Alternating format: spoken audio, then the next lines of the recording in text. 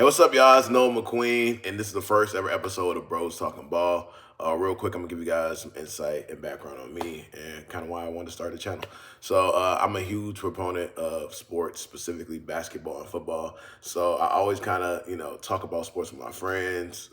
I'm in so many, hella group chats, and all we do is talk about sports all day, man, and fantasy leagues and the whole nine. And I don't do the whole sports betting thing, but I always laugh and joke like, if I was to get into the little sports betting gambling thing, man, I think I'd make a killing. So I'll be giving a little advice to my homies and stuff like that, little parlays and the whole nine. So, I feel like I got a little bit of sports and ball knowledge, really going back the last, 10, 15, really 20 years. So I'm originally from Washington, D.C., and I really, unfortunately have dealt with a lot through the Redskins, Washington football team, Commanders timeline. I'm a Wizards fan, and these are all the teams that I like. So obviously, there's a lot to talk about there from the Daniel Snyder ownership, from the A. Poland ownership. But now we in better times, man. We can talk about the Josh Harris ownership or the Magic Johnson and that team, and having Jaden Daniels and going from Fitz Magic to Rex Grossman to Josh Beck, and we had a time, boy. We had a time. As a Commanders fan, if you know you've been here for a while, the Gus Farrat's, the Donovan McNabbs when he was, anytime they trade him inside the division, it wasn't no good money. Just being a fan of sports and having my own particular sports team and having a unique journey in that, and living in Atlanta for about 10 years and seeing the Falcons lose the Super Bowl, which it was a crazy thing. Being up 28-3 and being in the dorms and watching this, and also being there when they had the Super Bowl in Atlanta, which is also kind of cool. So I really been around sports for a while. Played ball in high school, had a chance to play it in college, but I decided to, go on for a full ride for community service and do community work, and took that scholarship. And also, I think the football team I'm about to play for, man, the season before they had only won like one game, and they've been averaging winning like 1 or 2 games a year. And I was like, yeah, nah, this is, and I can't walk on for this. Like I can't walk on for this.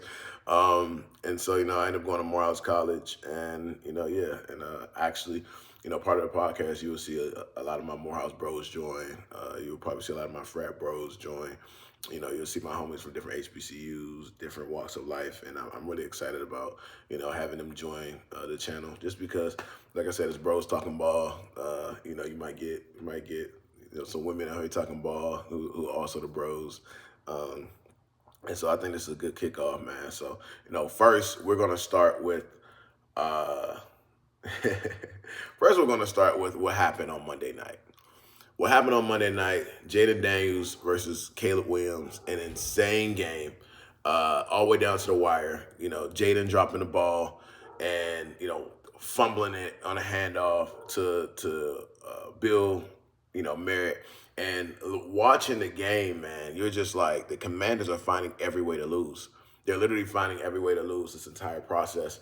The Commanders had 3 turnovers, and 2 of them was on Jaden, and then 1 of them was on, our running back, Bill Jaquaski Merritt. And so I have a whole nother thought about that, man. 'Cause I'm like, we started the season with or Robinson, right? Brian Robinson. We trade him. We lose Eckler, right? To an Achilles early in the season, maybe, second game. Now we're relying on a originally 3rd or 4th string running back, 7th round, to carry the load, who's fumbled in back-to-back weeks, who haven't proven yet that he can really, tote the rock. And honestly, I mean, he's had good moments. He's overachieving for not just his draft position, but he didn't play football all except 1 game last year, so he's still getting back to the flow of things. He didn't have the heavy reps in training camp. He had reps, but he had more reps in preseason, but not enough of a starting quality running back. So as he's fumbling in big moments, excuse me, and that the biggest moment wasn't, the other night, that was Jaden's fault, but Jaden had Butterfingers all day, like all day. It was a play in the first half where he had the ball, he's scrambling, he like coughs it up as he's scrambling, and like it falls on the ground, he picks it back up to keep going. So, and that's before the rain started. I know people want to be like, oh, the rain started and that's kind of what happened. and that's why he fumbled the ball. Like, nah, he had Butterfingers the whole day, and it's kind of just drove me crazy because as we're driving down the field toward the end of the game, it's clear that we're about to win this game. It's clear that we, if anything, we start playing a little more conservative the last two plays before we fumble, and the defense just kept giving it up, man. The defense, they were holding Caleb down. I don't know if it was so much that they were holding Caleb down versus Caleb was holding himself down just based upon play. And Caleb has some of the best weapons in the league. He got Cole Kmet. He got Loveland, top 15 pick. He has Swift, who looked like an amazing beast against us. We was holding him down the entire game until he caught the out route, broke a tackle, and went 60. And I think he's never really hit his peak. They have a first round pick and DJ Moore, who got a big contract. They have Roma Dunze, top 10 pick, who I don't know what the connection is looking like, but there's a lot more he could be doing in the offense. They have Olamide Zaccheaus, who I loved, who played well for us last year. I mean, if you watch him versus the Atlanta Falcons game last year, you will know why he's, to me, one of the more coveted slot players, even what he did with Atlanta. I think he's a good player. I mean, and they just got ballers across the board, and they got a whole new offensive line that's doing this, that literally is they got a 4-time Super Bowl champion over there on offensive line. So Caleb got the material. A lot more than Jaden has right now. Jaden had to play with Debo. I think he had 3 or 4 catches, 15 yards, something like that, the whole game. And this is not Debo's fault. I think they're just keying in on him, and they have 2 really good corners over there with Jalen Johnson and Tyreek Stevenson. But also, we got a 7-round running back who was the 3rd, 4th string just a few weeks ago. Now he's toting the rock and supposed to carry us to somewhere we haven't, really been. We're banged up on the offensive line. As you guys can see how Montez Sweat was getting back there. Montez Sweat was getting back there like he wanted to be a commander again. And shout out to him, but he was getting back there like he wanted to do some work. Luke McCaffrey had a showing, which was finally cool because it's been 2 years. I'm just like, all right, Luke, like, we know who your brother is. When you going to make a play for, the Commanders, other than these 10, 15-yard punt returns, this is cool, but like, all right. Our tight end Ertz is good. Great red zone catch. Great red zone touchdown. We needed that. Ball in the tight window. Perfect. Jaden threw it perfectly. But we're not getting as much offensively just because of kind of, we don't have Terry McLaurin out there. And whatever you want to say about him, maybe not top 10, which I think he's been top 10 for a long time, Terry McLaurin is still one of the best receivers contested in the league. And last year he led the league. Well, he was second in the league behind Jamar Chase in touchdown catches. So, and if you don't realize how important he is, look at how Jaden played last year with them and how Jaden played last year without him. And that's why it's so important to get these contract negotiations done early, that you don't have to, spend the whole summer not training, not working out. So if you get a soft tissue injury or, you're trying to prevent those things, you're physically getting your body ready to do some of these things on the field, and that you're not having a slow connection, and that you're not, you're not unprepared for the season. And so, not to say McLaurin wasn't prepared for the season, I'm just saying, like, I think had you taken care of the contract earlier, we're not looking at these same injury issues that we might be now. And also, the Commanders have the oldest team in the league, bro. Like, we have the oldest team in the league. So, when attrition kicks in, the game get late. We got Von Miller, Bobby Wagner out there. I love both of them. If this was 2015, 2017, 2019, which is 2019 is now 6 years ago. This is 2012. We probably have the best linebacker combo. We could put a third person in there, wherever, and make all the difference in the world. But this is not that, and so I think Bobby Wagner is still one of the best players. But as I was watching the Bears offensive line get to that, like get to the second level and start knocking people out on that last drive, and they're taking tosses for like 38, 37 and going 15 yards. People aren't getting touched into 7 yards or until they get into the secondary. I'm like, man, this is kind of crazy. This is kind of crazy. And it's not only is it crazy, it's unfortunate to watch as a Commanders fan as we're closing on a win, and that we're trying to shut down the conversation between Jaden Daniels and Caleb Williams for once and for all. Jaden Daniels is literally breaking records and doing amazing things. He's doing stuff no one's ever done in the first 20 games. He had the greatest rookie season. When he is in the game, he plays well. You can probably name one or two times in his career in the last 2 years where he hasn't shown up in the moment. Fumbling the ball is not showing up in the moment. I wouldn't say the Detroit Lions game last year in the NFC Championship game wasn't showing up to the moment. I think he did his part. I'm sorry, not the Detroit Lions game, the Eagles game. I think they just ran into the Eagles, man, and even the Chiefs ran into the Eagles, and this was bad. So everybody who ran into the Eagles just got bad, but I think Jaden Daniels has consistently showed up to the moment, and he did not the last game. Throwing picks, fumbling the ball, dropping the ball even when it's not supposed to be fumbled. We had that game in hand a few times, and we just kept giving it away. And also, Chicago had no turnovers, man. And so you'll see that in the game of football, there are a few things that really matter, and turnovers is one of them, obviously. Red down efficiency on both sides. How often do you convert? How often do you allow conversions? Those are some things that really matter. I would also say how well you do in the run game as far as on defense. In the offense, you can have a bad run game like the Chiefs, and you can still be winning Super Bowls.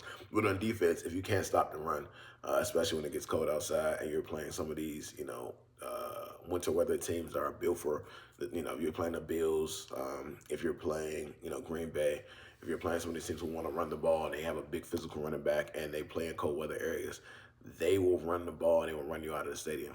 Look at the Rams in Dallas the last few years. Yeah, and even speaking on Dallas, they traded for a few first round picks and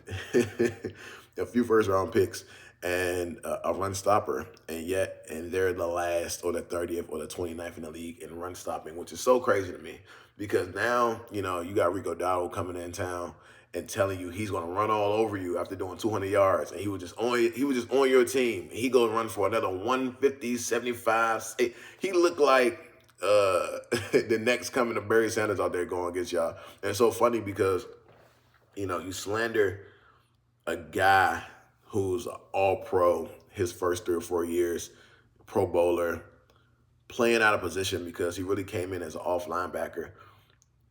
Didn't play really the season beforehand because he had, issues off the field. Come in and immediately is better than DeMarcus Lawrence, better than Trayvon Diggs, better than I can't really include Bland in that because he didn't have his. I don't even know if he's on the team, but I know he didn't have the breakout season with all the pick sixes.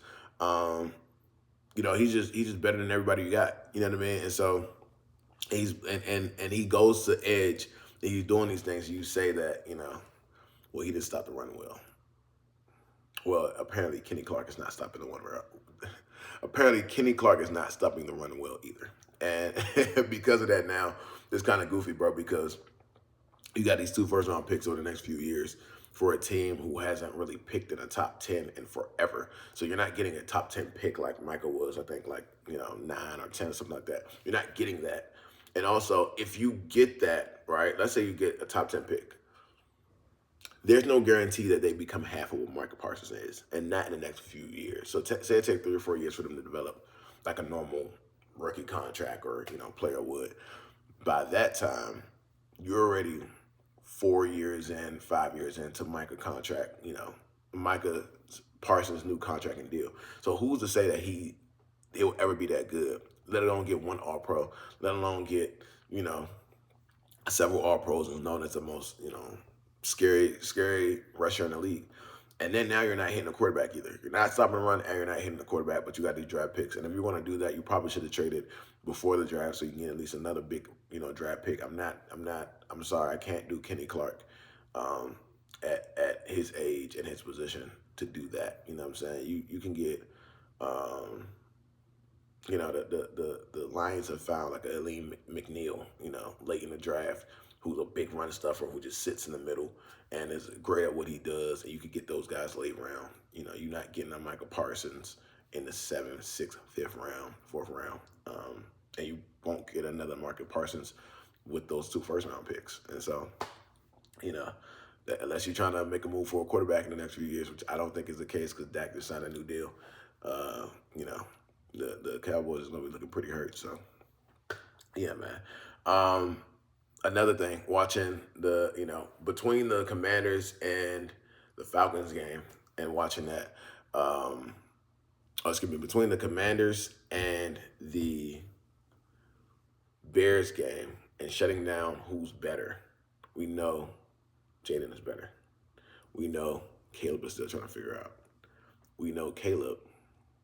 When they told bro on the broadcast, it's like, we keep telling him to fight back.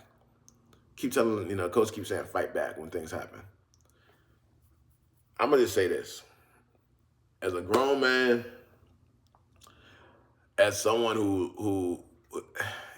another grown man shouldn't have to tell you fight back, bro. You are the quarterback of the NFL team. You are leading a $1 billion franchise. You're a leader of men, not just on the field, but in the locker room, the staff. You are the leader. You leading the practice. You leading everything. The vibe goes until you go.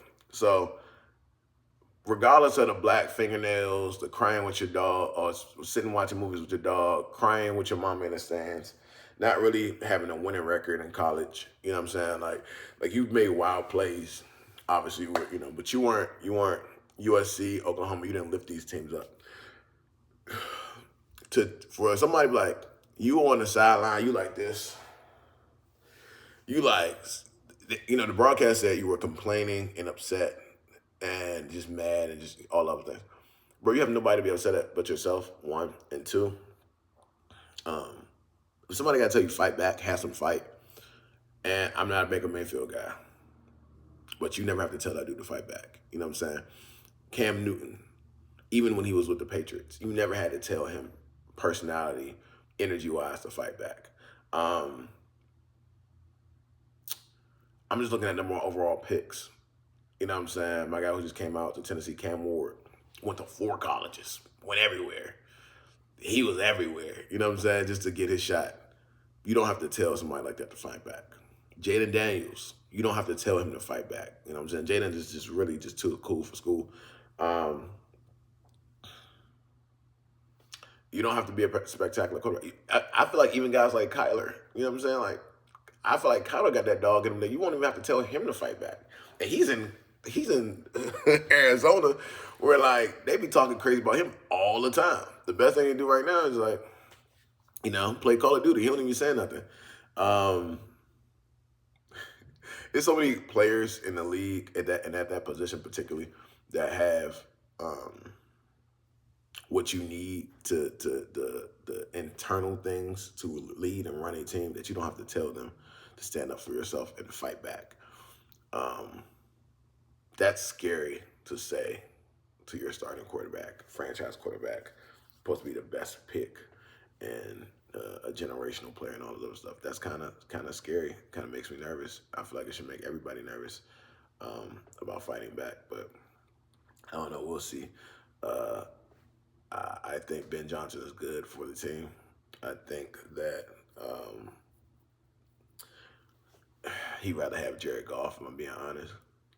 You can say what you want about Jared Goff, but he's leading historic offenses, and he's been a part of some of the greatest offensive output seasons we've seen consistently with the Rams and Lions. So at some point, we got to start respecting that man, giving that man some credit for actually being a player.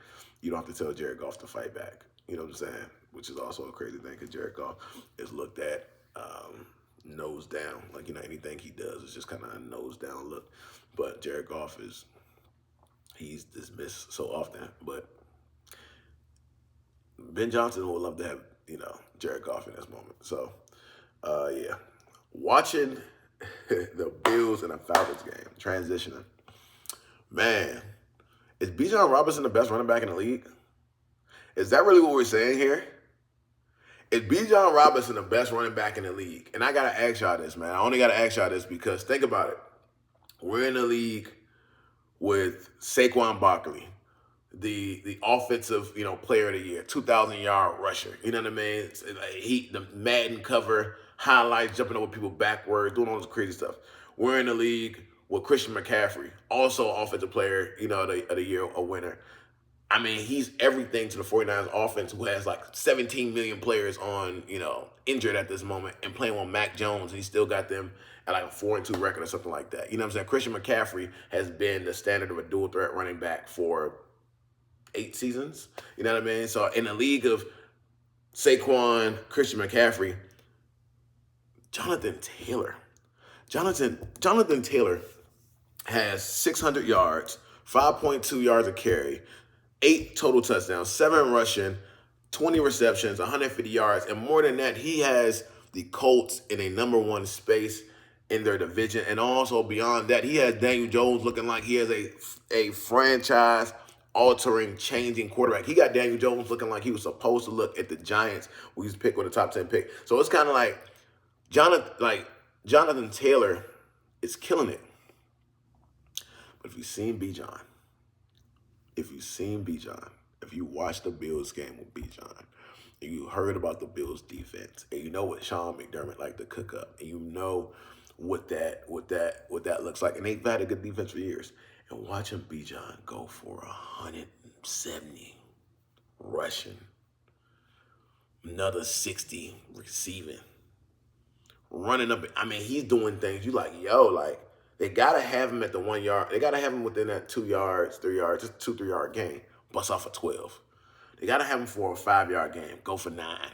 Gotta have him for a 10 yard game. Go for 25. You're just like, every time this man is getting loose and getting nasty, and you gotta honestly look at Saquon and what he said. As the premier running back and just the image of what it's supposed to be. He said, man, Bijan is up next. He said, if he keep running and putting it all together, and I know they have kind of a two-back system a little bit, not as much as, I know the Falcons have a little bit of two-back system, not as much as the Lions do, but they have it, with the back and running back Tyler. But Saquon even said, man, that boy Bijan is nasty. That boy Bijan gets right. And the stats don't back it up, because right now we got Jonathan Taylor with 600 rushing yards. Christian McCaffrey, he has almost the same amount of touches as Jonathan Taylor, but he has almost half the rushing yards. So he got 336 with 108 carries. He's averaging 3.1 yards a carry, but he got 60 receptions. I don't even know. That might be a typo. With 444 yards. Now, I gotta go back and look at that. 600 and then three touchdowns. 60 receptions within 6 games is, I'm going to do my check-in, but that's a lot of yards. And Bijan right now, look like he got less than 500 yards, 484, 338, receiving.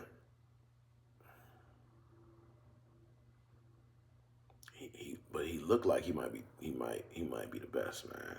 Jahmyr Gibbs, 390 yards rushing. So, he's not even cracking 400 at this point, and he didn't have the greatest showing against the Chiefs. He has a bunch of receptions, which is also, really good for their offense. 5 total touchdowns. And Saquon, man, is right now, of all the running backs at his name, is at the lowest with, 267 yards and 3.2 yards a carry, which is ugly. 4 total touchdowns, 130 yards, receiving, 22 receptions. It could just be a lot better, and that offense just looks broken, man. Honestly, we got to start putting some respect on coordinators. We just got to start putting some respect on coordinators. Say whatever you want about Kellen Moore and whatever, how he looks, him not getting a Dallas job, him throwing the ball too much. I think a lot of the Kellen Moore criticism was really that criticism cloaked. But you got to realize Kellen Moore look what he did with the Chargers. Kellen Moore has led successful offenses everywhere he's gone. Ridiculously successful. Top 5 offenses for years. And when he got to Philly, he's out here killing it, right? And he even got the Saints and Spencer Rattler looking respectable. And so the new offensive coordinator for Philly, bro, don't want to call a play past 8 yards, 5 yards, 6 yards. Bro, you have Devontae Smith, Dallas Goedert, A.J. Brown, Saquon Barkley, at least one Hall of Fame lineman, another lineman that maybe a few more years can make a push for the Hall of Fame in Malata just because of his story and also just putting together a string of 8 years, 8 9 years. You could make a push for the Hall of Fame. Jalen Hurts, who's been to 2 Super Bowls, and he don't know anything but winning, and they just won without you. And I know you were, on the team, and I know that you were, doing some other stuff as far as like on the coaching staff, but sitting in that seat calling the plays, bro, you have to be better. You have to be better. And I know everybody been on Kevin Patullo, so it's not really a point, but I think this is not about Kevin Patullo. This is about giving Kellen Moore his flowers and looking at how he's led offenses the last, 6 years and how productive they've been. He don't have bad offenses, and that the thing could be made that he never had bad quarterbacks when doing it. So from Herbert to Dak to Jalen and now, but he's making Spencer Rattler look respectable. He's putting the game plan for Spencer Rattler. The Saints are not floundering. You know what I mean? They may not be as good as we want them to be, but it's his first year coaching. You know what I mean? Like, and he don't have a Cam Ward. He don't have Shador Sanders. He don't have and I'm just thinking about young quarterbacks who are in that area. He don't have a Jaden Daniels. He don't have a Drake May. He don't have all these, young, exciting quarterbacks. I think Spencer Rattler's a 5th-round pick who had his own issues in college. So like, and he's making that team, look good. He's making Alvin Kamara actually talk about staying with the Saints. I think Alvin Kamara always wanted to stay with the Saints, but I do think that it's kind of discouraging when they call him the Aints been in the same space for so many years post Drew Brees, and it wasn't prepared, to finish after that, and then being in cap hell forever, and then also, like I said, I think they should have got Shador, and I don't know why they got Tyler Showed, a 26, 27-year-old quarterback in college. Oh man, it's giving Brandon Whedon. And if y'all remember Brandon Whedon, it was just like, why are you doing this? Why are you doing this? And that's before Brady was living. I mean, Brady was playing till 40 something where you could be like, well, he can play into his 40s because that wasn't a thing. Like quarterbacks wasn't giving you any good production past 34, 35. And so you got Brandon Whedon for 6 years as a first round quarterback. He's after his first contract, get him up out of here. So what are you watching on tape? So I think they seen Justin Blackman, Brandon Whedon, Oklahoma State, and thought that we could make something, and it didn't. That's what Tyler Showed is giving right now, which is kind of disappointing. But that's enough down that rabbit hole. This is a Kellen Moore celebration about what's going on in Philly, and I don't think Saquon's washed. I just think that if I'm sitting in a group chat with my homies, I'm watching the game with them, and they can call the plays from the group chat. They can call the plays from the couch with me. Clearly that the offense isn't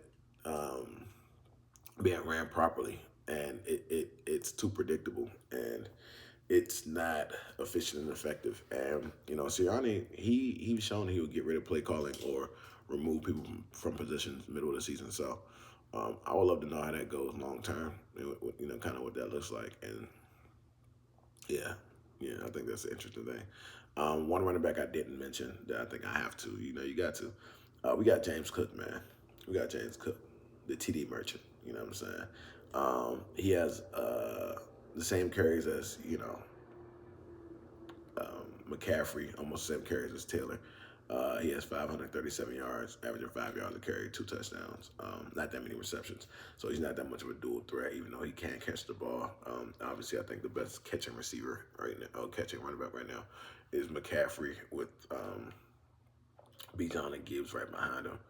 Probably say Bijan, and that's another thing. Bro got 5.8 yards a carry with 330. I mean, he just like 800 yards of total offense already. And it's 6-7 games into the season. My God, like, not a Falcons fan, but I can see it, boy. I can see it, boy. I can see it, boy.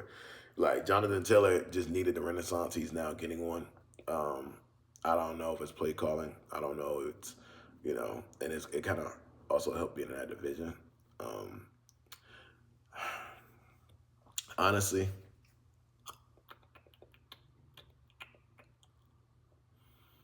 I know that defense is good at Indy. I think that the Jackson Dart and Cam Scatterbo doing what they did the other day quite literally saved Joe Shane's job, I believe, and maybe even Dayball. And not because of, who they beat and beating the Eagles and how to beat them. I think it's because you cannot let in back-to-back seasons Saquon go. Just go for nothing. He go win offensive, player of the year, and then go win a championship down the street in your division, run for 2,000 yards, and did the mercy rule with y'all because he really could have ran for you. He could have broke the entire record on y'all. A perfect storybook. I would have loved it. You know what I mean? Like, hey man, I'm breaking Eric Dickerson's record on the team that let me go right down the street on the way to the Super Bowl. Blah, blah, blah. I think that would have been the most storybook thing in the world. And I still think it probably should have happened because of history. And when you get a chance to make history, you make it. And I guess some people could say he made it with the Super Bowl, but who said you can have that too? But they probably saved Joe Shane's job, Jackson Dart as Cam Scatterbo. And Dart didn't play great. I went back and watched the game twice. He had one or two great plays. I was like, okay. Scatterbo. Woo! Hey man, that man running with, he trying to hurt people. He's as a running back trying to hurt people. But the reason I say he saved the job is because if you think about it, you can't let Saquon go one offseason and he goes break records, win championships, and do all these great things. Then you have the hard knocks where, the thing happened with Jaden and your son is like, you should draft Jaden. You should get up and draft Jaden. It's like, nah. And then you give the deal to Daniel Jones and then it didn't work out. And this is all these things. You're like, this just look like bad management. And then Daniel Jones goes and is a dark horse MVP candidate. Like, that's not looking good, man. That's not looking good. That is not looking good. Because right now it look like it must, and Dayball, you too, Brian Dayball, it's looking like you guys had two dynamic players and just didn't know how to put them together. Just didn't know how to put them together. It ain't like y'all ain't been drafting the receivers. Because, when I look at y'all receivers, y'all been drafting them. You know what I mean? I had them. So it's like, the offensive line been abysmal since I've been since y'all won a Super Bowl. Since y'all had, Sean O'Hara. You know what I'm saying? Y'all been abysmal. So I get it. And it's hard to do anything offensively when you can't, have time to throw or run. And Daniel Jones obviously was looking like a shell of himself and a caricature for a while. And Saquon just looked sad. You know what I mean? And so, like, maybe players need greener pastures, and it's the important thing with drafting and team fit and stuff like that. That's why Mac Jones can go, Brock Purdy can go to San Francisco and look like he should have been a top 5 pick versus the 230-something pick or whatever. And also why Mac Jones, who, if you want to be honest, throwing for 300 yards the other day, he and how many games he's played and how he got them looking, he could be low-key a MVP candidate-ish, even though, he's played enough games. He's played enough games. And it's so interesting because, I think you should have gave Brock Purdy a contract. But if you would have waited just a few more months, you got Mac Jones. You got Mac Jones on a 2-year deal. You know what I mean? You might have been able to work it out to where you could have had your cake and eat it too. But I understand trying to lock down the quarterback before the price goes up and not be a Jerry Jones where you just, getting price gouged and, that contract with Michael. And also quarterback contracts go up fast. So I get it. But yeah, man, thinking about just the Giants have been ran bad for a long time. And I don't think one good win against the Eagles is going to change that. I don't believe that, that showing is indicative of how they're going to play and show up. I think the Eagles are closer to being in a funk again than they were, or being in a rut as a team than they were to their Super Bowl team of last year. I think they're closer to the team of 2 years ago. Watching Jalen Carter not playing is a problem. I saw that injuries, came out. Jordan Davis, I think, has to show up in big games like that. Um, the secondary getting cooked. Man, it's kind of like you did let go big play Slay. So you let go big play Slay. You can't be like, oh, now we have a cornerback issues. It's like, all right, you are. And now the Pittsburgh Steelers got big play Slay, and they have Jalen Ramsey. Once again, this is 6 years ago, be great, but it's today, and they still are playing well. Ramsey had 2 sacks the other day, so like, you know, you can't complain about having corner issues if that's the case. And I think Quinyon Mitchell went out the game. So that's a lot, man. That's a lot. So, um, yeah, yeah. You as a GM, you can't keep making bad decisions. And Kayvon Thibodeau, I'm a fan. He's playing well this year, but it's taking a long time for him to get going. And right now, you got Kayvon, Brian Burns, and Abdul Carter. And I don't think Kayvon's going to get that contract. And I wonder if he's going to be a trade candidate just because he's playing so well and you're not keeping him. And the trade deadline is approaching. You got to think about what can you get back for your team. And if you believe in your drafters, then you should be looking at that. Also, being a number 5 overall pick, you spend a lot of investment on the defensive line. You spent a lot to get Brian Burns and to pay him, and then you got Abdul Carter, but you get that line, for games like you have against the Eagles, right? I think you watch what they did, getting Jordan Davis, getting Jalen Carter, getting Nolan Smith, drafting some of the other linemen that they did, like back-to-back high rounds. I think it makes sense to build in the trenches. And, getting Cam Jurg and stuff like that. You build the trenches to be effective, especially if you want to be a physical team. So, but I think it's kind of interesting, man. We got to watch the Giants over the next year and a half, 2 years, and they definitely became more interesting to watch. I think they did Russell terribly. I thought they did Russell filthy. Ain't no way in the world, bro. I threw for 400 billion yards, 5 million yards. I'm an old quarterback. I'm coming out there, and you bench me after the next game. Not the next game, but after the next game. Like, you were waiting on that, bro. And you got Jameis out here. You got me out here.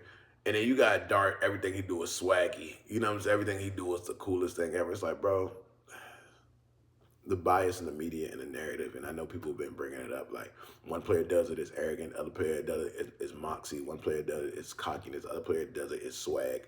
One player does it, it's character issues. The other player does it, it is, that it factor. Yeah, that it factor. So, man, it's a wicked world we live in, and it's kind of crazy, but it's kind of unfortunate.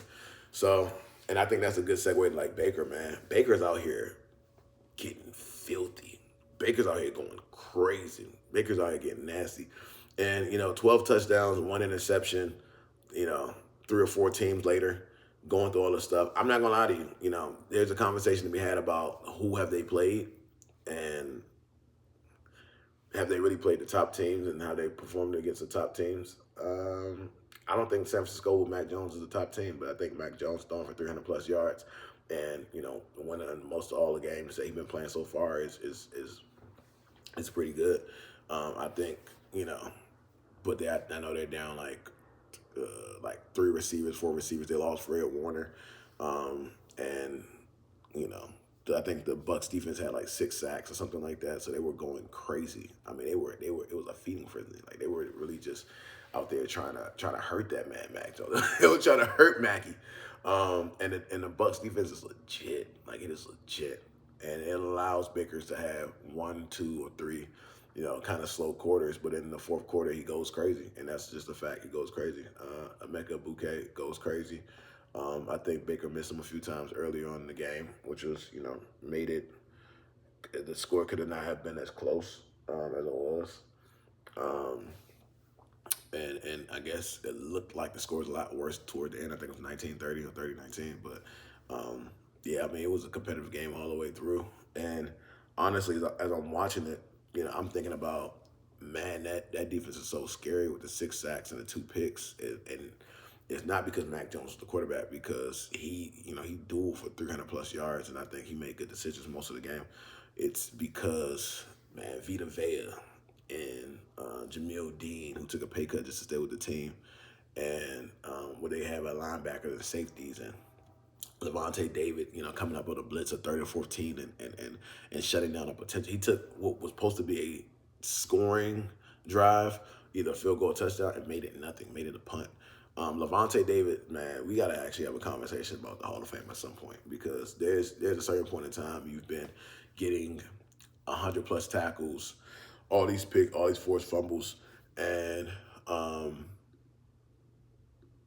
just winning the Super Bowl and doing all this stuff. And I don't even know how many Pro Bowls Bo we have gotten to. Like, I know it ain't that many.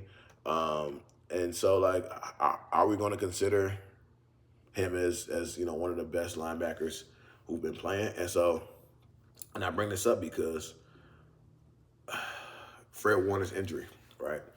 So Fred Warner's injury was sick, bad, terrible, scary, especially for a team who's had so many injuries. Injuries to Kittle, injuries to Jawan Jennings, injuries to Ricky Pearsall, injuries to Brandon Ayuk, obviously, injuries to Joey Bosa. Just injuries to anybody.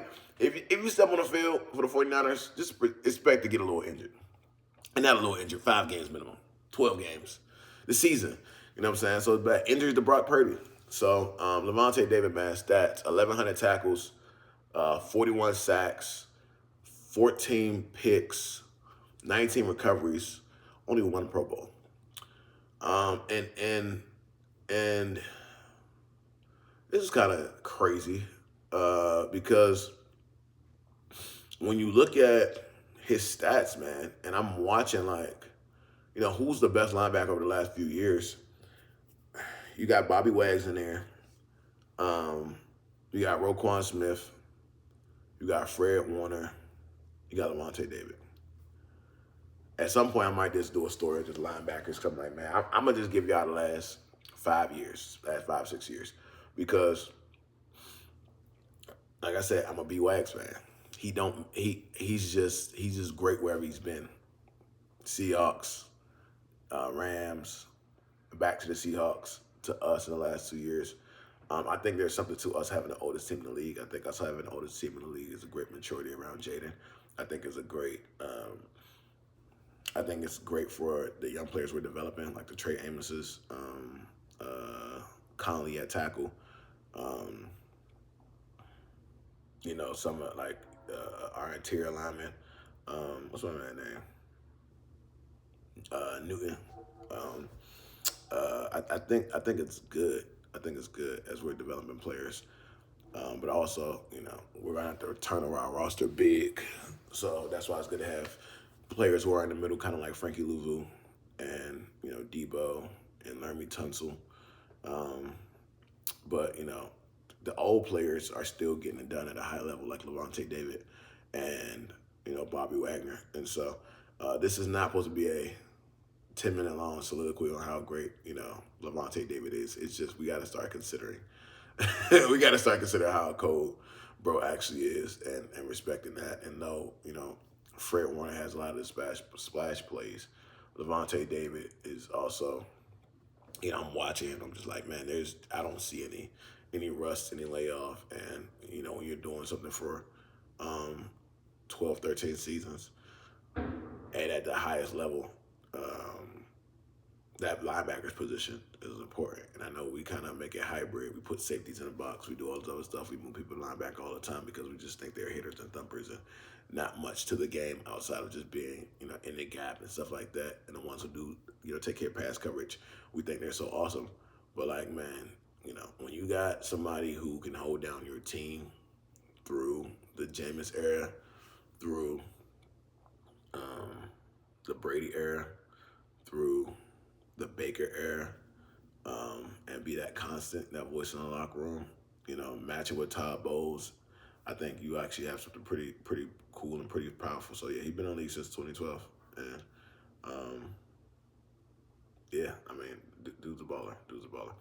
So, watching that game, man, I think we have to also think about, you know, what what are we expecting from some of these top teams, and is it based upon where their quarterback is? Because, like I said earlier, who would have ever thought that the best teams with the best players are with some of the quarterbacks that we just wrote off? First case in point, Daniel Jones.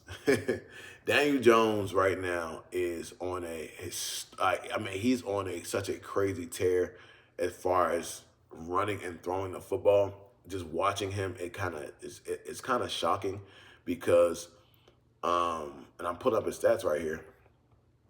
He has the Colts right now 5-1, leading the AFC, 1,500 yards passing, 8 touchdowns, 3 picks, and it's like, what are we talking about here? This is Daniel Jones. And because of that, right, we're not talking about Lamar because he's not playing. We're not talking about Hurts because he's not playing well because the offense is restricted. We are now starting to talk more about Mahomes because of, what they just did to the Lions. And I'll go back to that in a second. Burrow's out. Once again, and we can talk about the state of Cincinnati and if Zach Taylor's going to make it. Jaden hasn't been playing well. Like, this game wasn't good. The game he came back against the Chargers, we were down, 14 at a point, 17 at a point. So that wasn't really a good game. It was a good comeback game, but the team really put, that on his back. There was some defensive play that was made that really did that. So are we talking about Daniel Jones right now, currently as a top 5 quarterback? Are we in the AFC? Man, Richardson, Anthony, pack your stuff. Anthony Richardson, pack your stuff. Anthony Richardson, pack your stuff. Count your days. And it's only crazy because how high you were drafted. I know you're the noops. Shout out to the good noops, man. Shout out to Cap Alpha. Bro, you ain't playing enough in college. It looked like you're not going to play that much in the NFL. And it's giving Trey Lance kind of a little bit, but Trey Lance, I would say, arguably have a little bit better because people traded up to get him. And then also, like, I think he might have had more playing time in college. And if he didn't, it's because of COVID. So, like, I'll give him that. And also, like, people wanted to have him on a team and around. I don't see you making it through this whole contract. Maybe I can see you get cut in the offseason and being traded. And also, bro, subbing himself out of games is still takes the cake, man. And I guess, maybe that's another video. Who had a worse start to their career? Not Trevor Lawrence. Anthony Richardson or or Trey Lance. But Trey Lance found a way to still be a backup and have a job in this league. And I'm not sure if that'll be happening for Anthony Richardson moving forward. Only because, man, it's like, yo, you're a freak of nature. We might have to Terrell Pryor you and put you at receiver, put you at, tight end or something like that. Like, man, let's see how your catching looks. He can be a defensive end. He can be an outside linebacker. He's huge, bro. Like, he's huge. Maybe not DN because I think he may be like 230, 240. But, I mean, maybe. But, like, bro, the fact as a quarterback, I'm talking about you being a defensive player and let alone, and this shows, man, you might need to just look at, how you can do something a little bit better, bro, because it's getting ugly. It's getting spooky. It's getting early, late. And so, and Daniel Jones is, you let Daniel Jones come in your house and take that team to where they've been trying to go for years with you. I hate that, man, because I love all the black quarterbacks. I want all the black quarterbacks to do well, but it's just not working out that way. And so, man, Daniel Jones could be a top 5 quarterback playing right now if we're just talking about play without the names. You know what I'm saying? Same thing with Baker Mayfield. You could say he's an MVP based upon how he's playing. Once again, went from the Browns not wanting him, I think, to to the Panthers, to the Rams, and landed with the Bucks. And I think right now he might be on the best bargain deal contract in the league, or one of them. That's not a rookie contract. And he's out there slinging. And that, 3rd and 12 play he did, breaking like 4 or 5 tackles and running for the first down, man. The whole time you're like, like you're like, I'm watching it. I'm like dodging with him. So I'm like, he can't do that. He ain't gonna do that. Can he do that? He might have do it. He did that. You know what I'm saying? The whole time I'm excited, man. I'm excited, and I'm once again I'm not a Baker guy, um, but I do think he get a bad rap. But I do think it's kind of deserved. You know what I'm saying? And I think when you up, you can you can talk your stuff when you up. So when you down, you know what I'm saying, people gonna treat you like it. So Baker, Baker, MVP leading candidate, man. MVP leading candidate. Um, Man, Mackey might have just Mac Jones might have just got himself a starting gig somewhere next year, man. I don't know if a team is not picking at the top 5, top 10, and have a quarterback issue. I think they're going after Mac Jones. I do. I think the Panthers, with the recent win with the Dallas, they keep getting these close wins and close victories and upsetting certain teams. And I don't know if beating Dallas is upset. I think he could find himself as a trade candidate really soon. Or San Fran might just decide to keep him. It depends on how many more games he plays before Brock Purdy come back and how he looks in those games before that, because he flashed enough, throwing for 300 yards a few times and multiple touchdowns with really no notable receivers other than Kendrick Bourne, who he loves, who's his best friend or whatever. You got to prove that you can do that consistently. So I think some of these teams, like the Saints. I don't really think the Panthers I did, but I feel like they're on a week to week relationship with Bryce Young. Um, you know,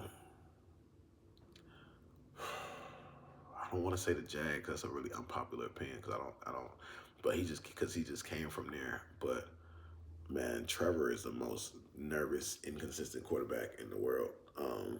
He makes me so nervous, man. It's just like just because the hype compared to what he's doing. Mac Jones is not going to the Browns, and the Browns, I don't even know what's going on with that franchise. Maybe I just gotta sit down and think about. There's some open spaces for Mac Jones next year if they decide to trade him and get a good piece, and if they could sell high. You know, they bought low so they could sell high. Um, and yeah, man, it's kind of crazy what's going on with the quarterbacks right now in the league, because the best ones you think about are not performing like the best, or they're not even playing, like the Lamar and Joe Burrow. And then the ones you never wanted to actually count in are the ones who are dominating right now.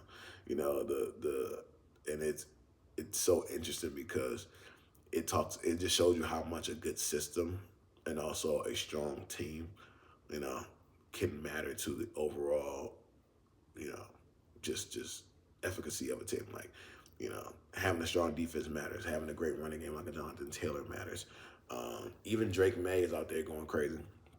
Drake May is out there putting belt to ass. Like, he's going nuts. He putting belt to ass. And I appreciate it, man, because the Patriots need something electric that they haven't had in years. Like, no one's wanted to watch Patriot football, arguably while Bill was there, just because it wasn't the most exciting brand of football. But, you knew Brady was going to win the game every time. But Drake May has made football exciting in the Northeast again. And Stephon Diggs, man, is on a legendary run, bro. From the Cardi to album, he got some kids on the way, man. You know what I'm saying? He beat his old team. He got all the catches and targets he needed. He got, he feeling healthy again.